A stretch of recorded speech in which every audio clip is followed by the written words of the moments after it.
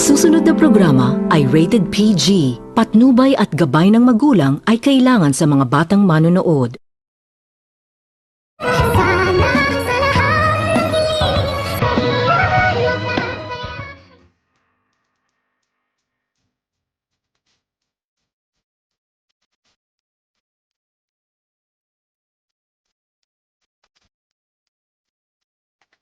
Pagkatapos nitong matuklasan ni Zoe na mayroong masamang binabalak itong mag-ama itong si Justin at itong si Eric sa Apex Medical Hospital ay dito lagi na nitong sinusundan ni Zoe itong dalawa at hindi naman din nito alam ng dalawa na mayroong laging nagmamangmang sa kanila kahit nahuli na nito ni Giselle itong si Zoe. Namin ng mga nito ni Zoe itong mag-ama ngunit hindi pa rin ito nagbabago itong si Zoe dahil sinusunod nito ni Zoe ang mga sinasabi ng kanyang mami na kailangan umano nitong bantayan ni Zoe itong mag-ama dahil pakiramdam din umano nito ni Moira na mayroon talaga umano itong binabalak sa Apex Medical Hospital kung kaya't nang makita nito ni Zoe itong si Eric na lumabas sa kanyang opisina at nagmamadali ito at nagpalingon-lingon pa ito at agad itong nagtungo sa room ng kanyang lulu sa kadahilanan na dali-dali naman din itong sinundan ni Zoe itong si Eric at dito agad naman din itong pumasok si Eric sa room ng kanyang lulu at nakalimutan naman din ito ni Eric na ilak ang pinto kung kaya't dali-dali naman din itong sumunod itong si Zoe at dito gulat na gulat itong si Zoe sa kanyang nakikita na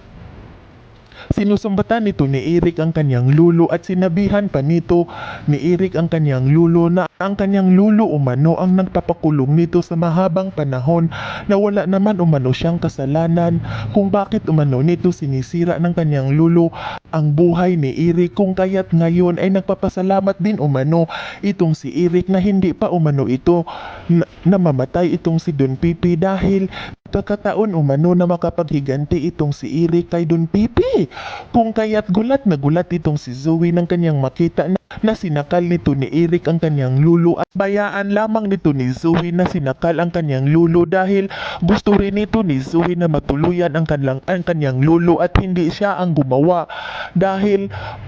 nanganganib rin umano ang kanyang buhay kapag magising na ng tuluyan ang kanyang lulo ay paninigurado umano itong sasabihin sa kanyang daddy ang totoo na hindi umano siya totoong anak nito kung kaya't dahan-dahan itong sinira muli ni Zoe ang pintuan at dito ng pagkasira nito ni Zoe sa pintuan ay narinig naman din nito ni Eric kung kaya't agad naman din itong nabitawan ni Eric